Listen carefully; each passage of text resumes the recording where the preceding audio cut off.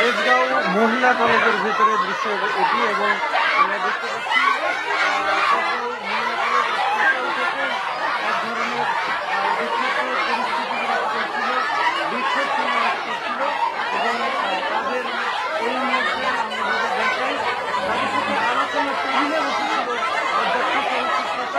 তবে সুস্থির সেই আলোচনা এখন আরো জোরালো ভাবে যারা অধ্যক্ষের পদত্যাগের দাবি করছেন অধ্যক্ষ রয়েছেন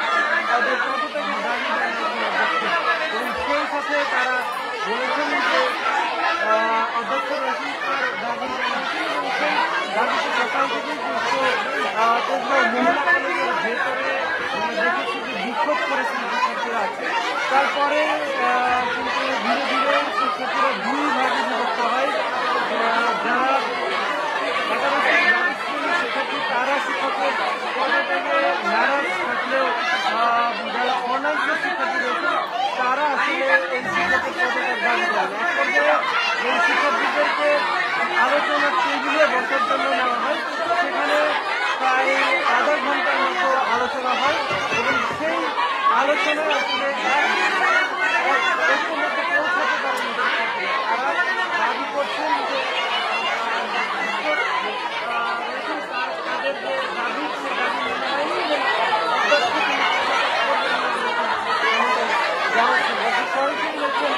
তেজগাঁও মহিলা কলেজ থেকে এবং এই মুহূর্তে আপনাদেরকে তেজগাঁও মহিলা কলেজের ভেতরের দৃশ্য দেখানোর চেষ্টা করছি আপনাদেরকে যারা শিক্ষার্থী রয়েছেন তারা কিন্তু এই অধ্যক্ষের পদত্যাগ দাবি করছেন এবং বলছেন যে যিনি অধ্যক্ষ রয়েছেন তিনি দুর্নীতিবাজ তার বিরুদ্ধে স্বজনপ্রীতির অভিযোগ এবং দুর্নীতির অভিযোগ বিশেষ করে পরীক্ষার ফিস সহ বিভিন্ন ফিস অভিযোগ করেছেন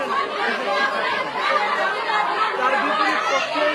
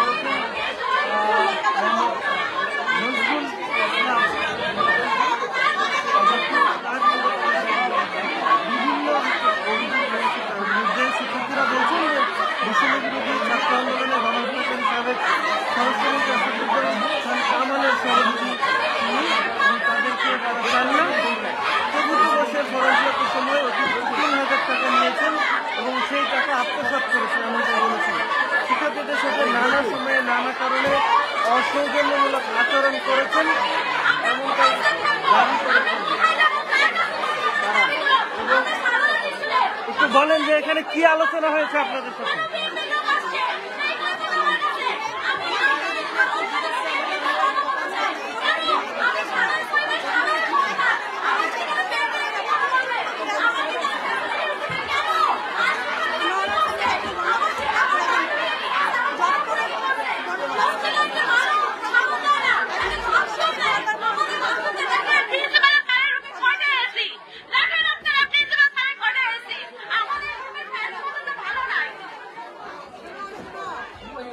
আপনাদের সাথে কি আলোচনা হলো এতক্ষণ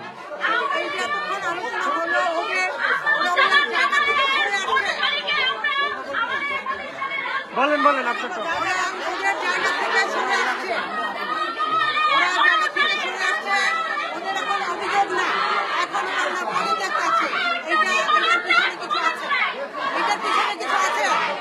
কারণ সারা দেশে যেটা হচ্ছে এটা যদি এখানেও হয় তাহলে বাংলাদেশের শিক্ষা ব্যবস্থা বলে কিছু থাকবে না শিক্ষা থাকবে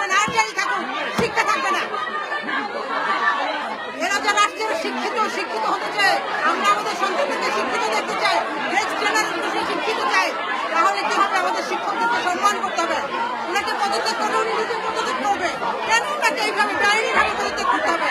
আমরা বলছি যে তোমরা সময় দাও, তোমাদের দাবি দেওয়া সব মেনে দেওয়া হবে, সেটা দিচ্ছে না। এখন আসতে বলে যে না আমরা পদত্যাগ চাই, ওরা পদত্যাগ দিতে প্রিন্সিপাল হবে না। তাহলে ওরা তাকে সময় দিন, ওরা তদন্ত করুক, তদন্ত করে তারপরে যার ডিসিশন হয়, যার যদি অপরাধ হয় উনি করবেন। কলেজ ছাত্রীদের, কলেজ শিক্ষকদের, সবার কলেজ একজন মানুষ যদি অন্যায় করে থাকে প্রমাণিত হয় নিজ দায়িত্বে চলে যাবে, কিন্তু এইভাবে না, এই অসম্মানিত করে না। আলোচনায় কি হলো? শিক্ষার্থীরা কি দাবি মেনে নিচ্ছে না? না মেনে নিচ্ছে না, এখন ওরা দাবি থেকে সরে আসছে। এখন ওরা দাবি থেকে সরে আসে, বলছে এক দফা একটা চাই, স্যার সব মেনে নিচ্ছে, বলছে যে পর্যায়ক্রমে বলছে যে আপনারা কি বাতাস করেন, এইটাই স্যার মানে না, আগের প্রিন্সিপালের রুম, এটা আগের প্রিন্সিপালের রুম, এই গাড়ি সারে কিনে না, আগের প্রিন্সিপালের কেনা গাড়ি, কার কিনলাম, প্রিন্সিপাল গাড়ি ভোগ করবে না, এখন আপনারা তাদের কথায় কি বলছেন? আমরা বলছি যে স্যারকে 1 মাস সময় দেন, স্যারকে 1 মাস সময় দিলে আমাদের যে দাবি দাওয়াগুলো আছে সেগুলো পূরণ করা হবে। বাথরুম নাই, এটা নাই, এটা নাই, পূরণ করা হবে। আর স্যার যদি সেরকম অপরাধী প্রমাণিত হয় তার নিজ দায়িত্বে চলে যাবে, কিন্তু এই অসম্মানিত না। একবার আজকে ওনাকে অসম্মানিত করবে, কালকে আমাকে করবে, পরশু আপনাকে করবে, এটা আমরা চাই না। আপনার মা বাবা আপনারাও শিক্ষক, আপনার পরিবারের শিক্ষক আছে, শিক্ষকদের এইভাবে অসম্মানিত করেন না। শিক্ষকদেরকে এইভাবে অসম্মানিত করে জাতি ধ্বংস হয়ে যাবে, জাতির মেরুদণ্ড থাকবে না। শিক্ষকদেরকে জাতির মেরুদণ্ড বলা হয়, জাতিগণের কারিগর বলা হয়। এই কি সেই কারিগরের প্রমাণ? আসবো আর চাইবো আর বলবো যে পদত্যাগ করেন, অপরাধ থাকলে আমার বিচার হবে, দেশে আইন আছে, তাইলে তো আইন রইল না, আইন তাদের ছাত্রদের কাছে আইন হয়ে গেল। আমরা এই বিচার চাই, এর সুষ্ঠু সমাধান চাই, এবং সারা দেশ থেকে, শুধু দেশ থেকে, মহিলা কলেজ থেকে না, সারা দেশ থেকে চাই এই প্র্যাকটিস দূর হয়ে যাক, এই ব্যাড প্র্যাকটিস দূর হয়ে যাক। ছাত্র শিক্ষক সম্পর্ক ভালো থাকবে, ছাত্রীরা লেখাপড়া করবে, শিক্ষকরা পড়াবে, সুন্দর সম্পর্ক থাকবে, এটা চাই। যারা শিক্ষকতা পেশে আসে তারা টাকার জন্য আসে না, তারা শিক্ষকতা করতে আসে, শিক্ষাতে আসে, সম্মান চায়। সরাসরি দেখছিলেন ইত্তেফাকে। এই মুহূর্তে রয়েছি তেজগাঁও মহিলা কলেজে, এবং যেখানে শিক্ষার্থী এবং শিক্ষার্থীরা এই যে তেজগাঁও মহিলা কলেজের অধ্যক্ষ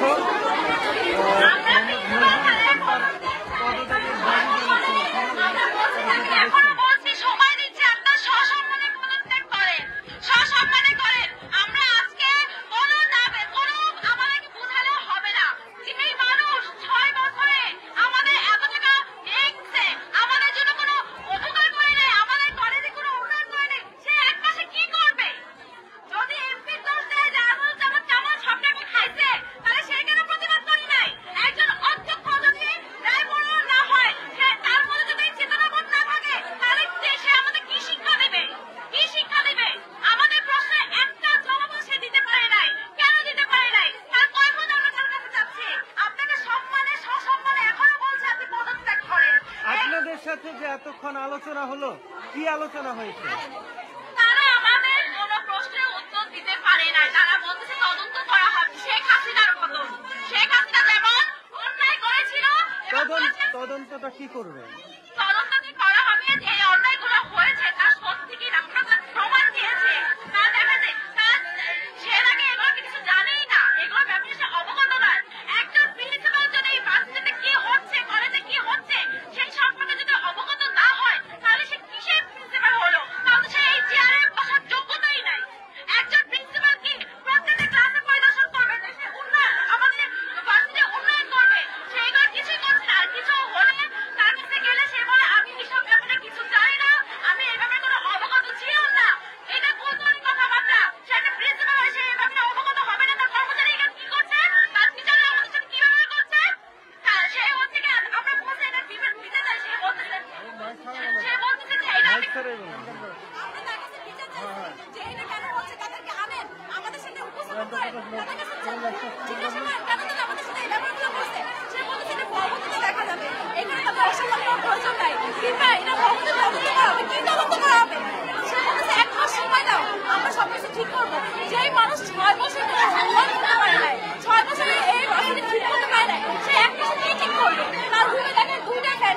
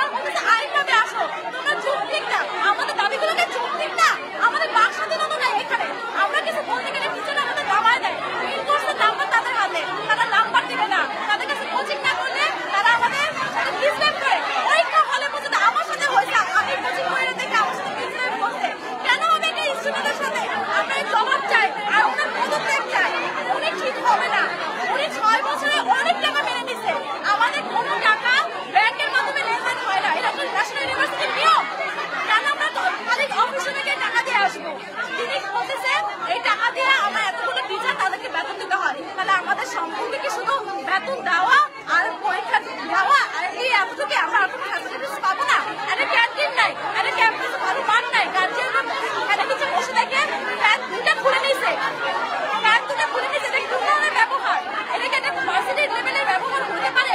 উনি দেখেন উনি নিজেও দেখেন ফোন দিতেছে সবাইকে, আর টিচারদের আলাদা গিয়ে উনি একটা প্রশ্নে জবাব দিতে পারে না, একটা উন্নয়ন করে নাই। এই টাকাগুলো কোথায় গেছে? 1300 টাকা বেতন নেয়, 13,000 টাকা ভর্তি নেয়, এত টাকা কোথায় যায়? এই কামরুল এসে হোস্টেলে পানি পড়ে, এত টাকা দিয়ে দিতে এত কষ্ট করে থাকতে হয়। হোস্টেলে বাথরুম ভালো নাই, হোস্টেলে এই অবস্থা। এটার পদত্যাগ চাই। তিনি 6 বছর যেতে পারে নাই, আরো 5 বছর এনে কিছু করবে না। এখন আপনারা তো তাদের সাথে আলোচনায় ডাক দিছিল, বললো যে আলোচনায় বসেন, কিন্তু আলোচনায় কি হলো আসলে? তারা কি পদত্যাগ করবে না কি? মানে সে পদত্যাগ করতে চাচ্ছে না, এজন্য সে ওখানে লুকাইছে।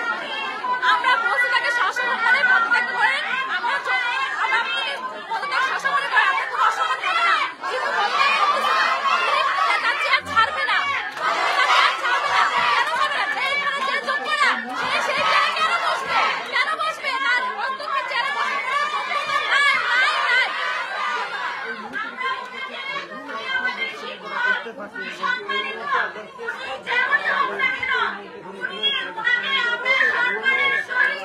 আমরা ওনাকে বিদায় দেব।